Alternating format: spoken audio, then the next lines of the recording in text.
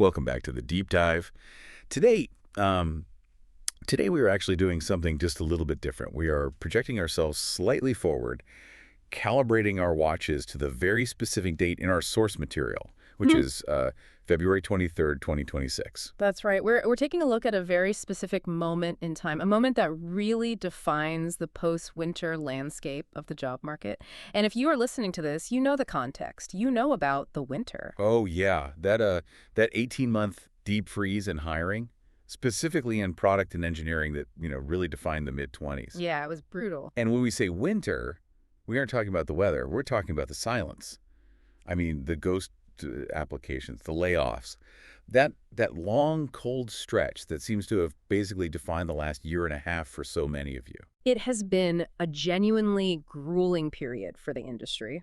But if you look at the headlines we're unpacking today, specifically from this really fascinating report titled The Thaw Protocol, Rewiring the Product Management Circuit Board, things are actually looking up. Or at least they seem to be warming up. The vibe is definitely shifting. I mean, let's just hit you all with the headline statistics right out of the gate because they are genuinely eye-popping. According to the source, product hiring is up 12% in the last month alone. Which is, that's a significant jump after months and months of total stagnation. It's a sharp stick upward on the graph. Right, and it actually gets better. Leadership roles, they're up 17% year over year. And this isn't just, some Silicon Valley bubble popping back up. The source explicitly notes that this growth is being seen across every major region globally. So on the surface, right, if you're a job seeker or even an investor, you're looking at these numbers and thinking, great, we made it, the storm is past, the sun is out, and we're back to business as usual. Exactly. It looks exactly like a classic market recovery. But, and I think you knew there's a but, coming here, our source material throws a massive wrench in that whole celebration. It really does. It's the central tension of this entire deep dive, honestly.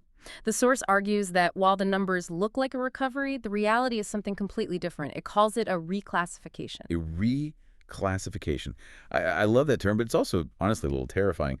The source has this quote that just stopped me on my tracks. It says, "Most candidates are still interviewing for jobs that quietly died." Yeah. That is the aha moment right there. It suggests that while the job titles might look exactly the same, product manager, head of product, VP of engineering, the actual substance of those roles, the circuit board underneath, has been completely rewired while everyone was just sitting around waiting for the freeze to end. And that is exactly what we are here to do today. Our mission for this deep dive is to unpack this entire concept of the Thaw Protocol, because we aren't just talking about how to update your resume or how to ace a standard behavioral interview. We're talking about understanding this fundamental rewiring of the entire industry. We need to explore why the skills that got you hired back in 2023 or 2024 might actually be the very things holding you back in 2026. Yeah, and we have a fantastic, gritty, real-world example coming up a bit later. It's a story about a robotics startup in Pune that perfectly illustrates this new reality.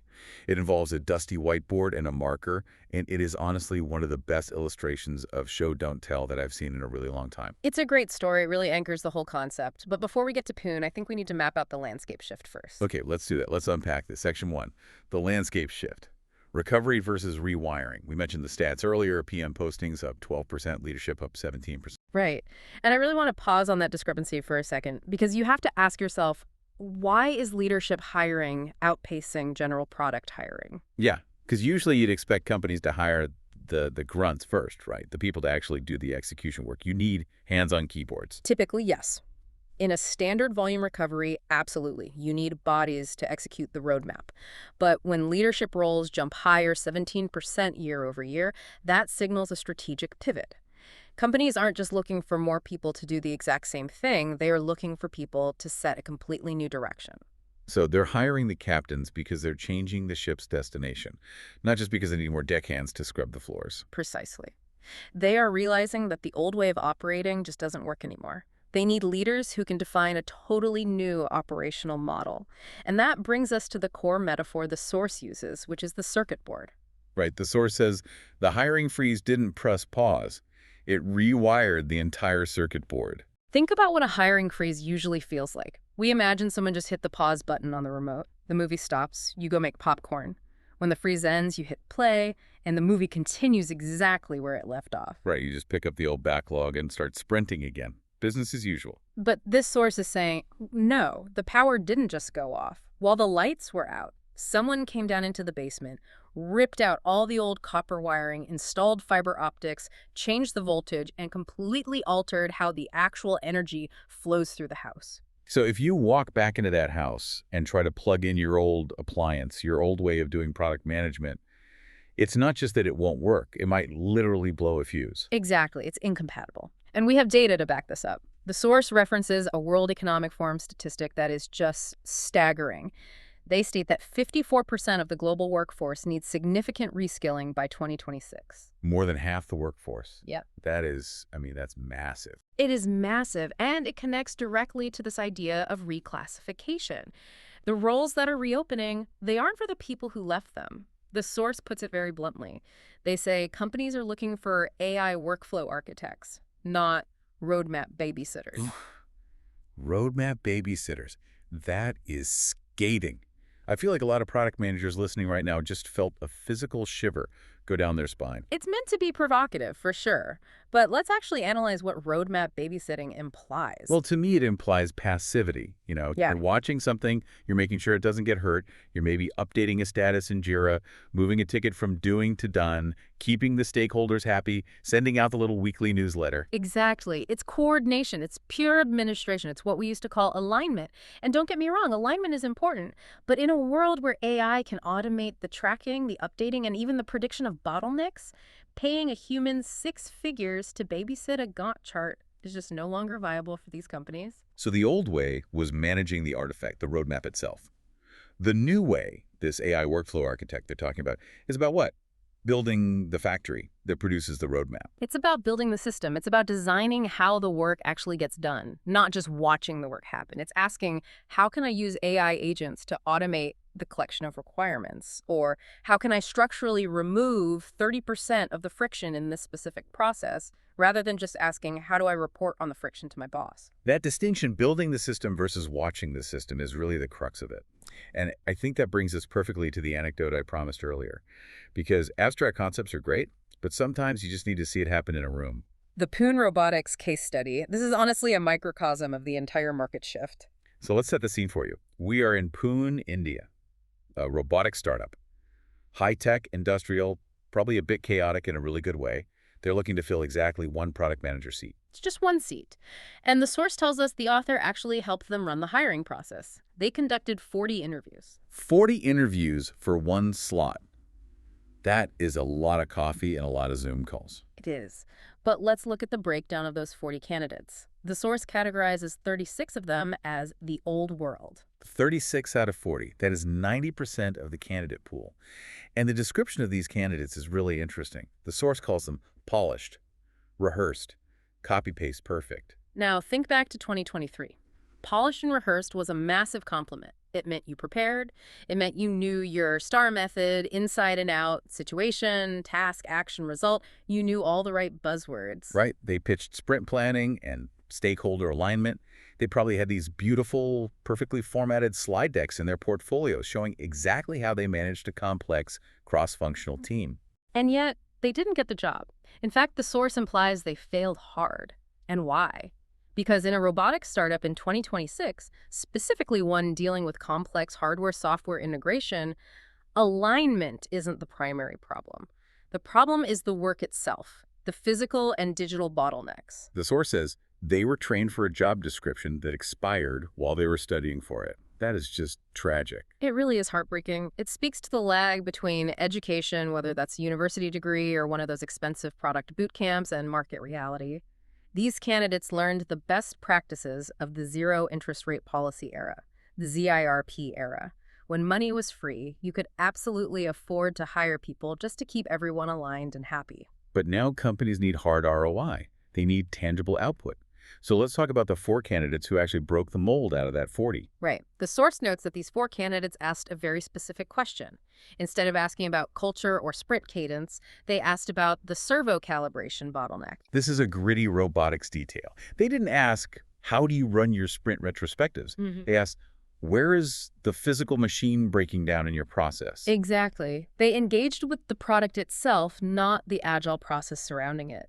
But even among those four, there was only one winner, the one the source calls the builder. I absolutely love this visual. The source says she grabbed a marker and used a whiteboard still dusty for machining tests. That detailed dusty from machining tests is crucial. It tells you this isn't some pristine, glass-walled conference room in a downtown high-rise where you're drinking kombucha. This is a workshop. It's dirty. It's real. And she didn't just stand there and write down a list of recurring meetings she would set up to discuss the bottleneck. What does she actually do? She sketched an AI agent pipeline. An AI agent pipeline. Yeah, she looked at the core problem, the calibration bottleneck that was slowing down production, and she designed a technical workflow right there on the board where AI agents would handle the data handoffs and the initial analysis, effectively bypassing the human bottlenecks entirely. And the result of that. The source says she cut the design cycle by 30% in 8 weeks. That is the only metric that matters anymore, 30% faster. In a hardware startup, speed is literally survival. The other 36 candidates promised to manage the design cycle smoothly. She promised and actually delivered a structural way to shorten it. She didn't manage the process, she improved the process. Exactly. And she used AI not as a buzzword, but as a structural, load-bearing component of the work. She didn't say, I'll use ChatGPT to write better stakeholder update emails. She built a pipeline. That is the fundamental difference between being a user of a tool and being an architect of a system. It's such a powerful contrast. Sprint planning versus AI agent pipeline. One is just a calendar event. The other is a machine that does work. And that leads us to the broader view, because this isn't just an isolated incident happening in Pune. It's happening in boardrooms everywhere. That brings us to section 3, the view from the top. We really need to talk about the CXOs and the investors, because at the end of the day, they are the ones signing the checks and driving this demand.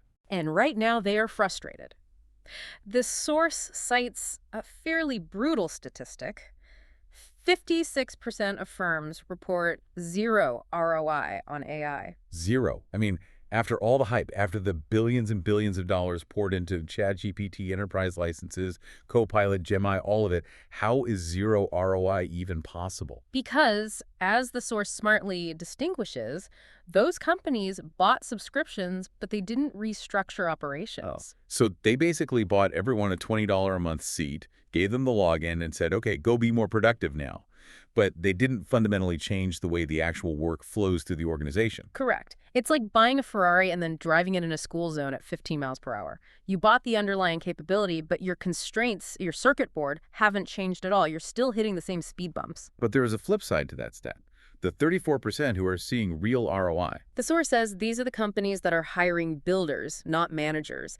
These are the companies that realized AI isn't just a fancy calculator for the existing worker to do the exact same job slightly faster. It's a tool that allows you to fundamentally change what the job actually is. So for our listener right now, if you are sitting in an interview next week, you need to position yourself as the person who brings that structural ROI. You need to prove you are part of that 34%. You absolutely cannot walk into an interview in 2026 and just say, I'm great at using AI. I write great prompts. You have to say, I restructure operations using AI to drive hard business value. That is a shift they are looking for. And there's a timer on this shift, isn't there? The investors certainly seem to think so. The source mentions this concept of the talent window. Investors currently believe that senior PMs who were laid off during the 24 to 25 slowdown are still gettable. Right. These are experienced people, veterans of the industry who just got caught in the crossfire of the macro environment. True. But the investors believe the window to hire that talent at a reasonable rate slams shut by Q3 of 2026. Why Q3 specifically? Why the sudden urgency? Because the thaw is accelerating. The market corrects very, very quickly. Once the majority of companies figure out exactly what this new role looks like, this AI workflow architect we've been talking about, they're going to snap up the people who can actually do it. If you are still sitting on the sidelines in Q4, hoping for a traditional product role to magically come back, you might find that those roles simply don't exist anymore, and the new roles are already filled. So the overarching message here is, move now. Move now, do not wait. Okay, that is a perfect transition to the how-to part of this deep dive. Yeah. The source material actually gives us a concrete framework to navigate this. They call it the Thaw Protocol. It's a 4-step guide. And honestly, whether you are a hiring manager looking for talent or you are hunting for a job yourself, this is the playbook you need. Let's walk through it step by step. Step 1, audit. The instruction here is simple but incredibly difficult for most people. Swap responsible for with measured outcomes. This goes straight back to the resume. It does. Look at your resume right now. Look at your LinkedIn profile. If you have a bullet point that says responsible for managing sprints for a team of 10 engineers or responsible for cross-functional stakeholder communication, delete it. Just delete it. Delete it. Being responsible for something just means you were in the room. It means you didn't get fired for not showing up. It doesn't tell me a single thing about what you actually did or what value you created. So what's the fix? What do you replace it with? Measured outcomes. Reduced cycle time by 15%. Automated the QA triage process, resulting in 0 regression bugs. Launched Product X, which generated Y in new recurring revenue. And in the specific context of 2026, it needs to be even more architectural. Designed an AI workflow that replaced manual data entry, saving the team 20 hours per week. It's all about active verbs and hard numbers. Stop telling me your HR job description and start telling me your actual business impact. Exactly, which flows right into step 2, where it gets very hands-on. Step 2, retool. The rule here is build 1 AI automation this month. Not bookmark 1, build 1. I love this rule so much, not bookmark 1, because we are all so guilty of this. You see a cool new tool on Twitter, you see a YouTube tutorial on how to build a custom GPT or an autonomous agent, and you just bookmark it. You think, I'll look at this over the weekend. And you never do. It's passive consumption. Yeah. You feel productive because you found the information, but you didn't actually internalize it or apply it. The source is saying, stop reading, start building. And this connects directly back to that workflow architect concept. You don't have to be a hardcore Python coder to do this. Well, give us an example then. What does building look like for a non-technical PM who wants to follow this step? It could be as simple as using a no-code platform like Zapier or Make to connect your incoming customer support tickets to a summarization bot, which then automatically updates and categorizes your product backlog in Jira or Linear. Okay, that's incredibly practical. Or it could be building a custom agent that joins your meetings, takes the raw transcripts, extracts the actual action items, and automatically populates your project management tool, assigning tasks to the right people based on context. So it's about taking a repetitive manual task that you usually do yourself and building a little machine to do it for you. Yes. And here's the secret. Even if it fails, even if it's clunky and barely works, the physical act of building it rewires your brain. It forces you to stop thinking in terms of meetings and start thinking in terms of inputs, processing, and outputs. It forces you to think like an architect. And if you can talk about that process in an interview, I built this automation to solve this specific workflow problem that puts you miles and miles ahead of the candidate who just says, I know a lot about AI because I read the newsletters. 100%. Which naturally brings us to step 3, reposition. The instruction for this step is target roles where AI integration is listed, not assumed. This is a subtle distinction, but it's vitally important for job hunters. I would have thought assumed is fine. Like, surely every tech company assumes you use AI by now, right? It's 2026. They assume you use it as a basic utility, yes. Like assuming you know how to use Google Workspace or Slack. But if they don't explicitly list it in the core responsibilities of the job description, it implies they haven't deeply thought about how AI changes the fundamental nature of the role. It implies they are part of that 56% getting 0 ROI. They just want a traditional PM who happens to use ChatGPT to write faster emails. Ah, I see. But if they list it, if they specifically ask for experience building AI workflows or ability to integrate LLMs into core operational processes, that signals they are part of the 34% who actually get it. Exactly. It signals that the organization has already gone through the pain of realizing the old way is dead. They know what they want. They want a builder. You want to work for the company that understands the new circuit board, not the one trying desperately to plug old appliances into new outlets. That makes a ton of sense. You are vetting the company's maturity just as much as they are vetting your skills. Correct. And finally, we hit step 4, move now. The warning here is stark. Q2 competition gets ugly. This circles back to the investor timeline we discussed. The thaw is happening right now. The hiring numbers are up 12%. That means people are noticing. The candidates who have been cautiously sitting out the winter, maybe living off savings or doing consulting, are starting to wake up and polish their resumes. It's like the gym in January, but for the tech job market. Perfectly said. And by Q2, which is literally just around the corner from this February date in our source, the volume of inbound applications is going to skyrocket. If you wait until you feel perfectly ready or until the market feels perfectly safe, you're going to be competing with thousands of other people for the exact same newly defined roles. So the winning strategy is to be the early bird. Be the one who understands the reclassification before the rest of the market even realizes the rules have changed. Precisely. Be the candidate with the dirty whiteboard marker while everyone else is still at home polishing their agile slide decks. I want to zoom out for a minute. Section 5, the bigger picture.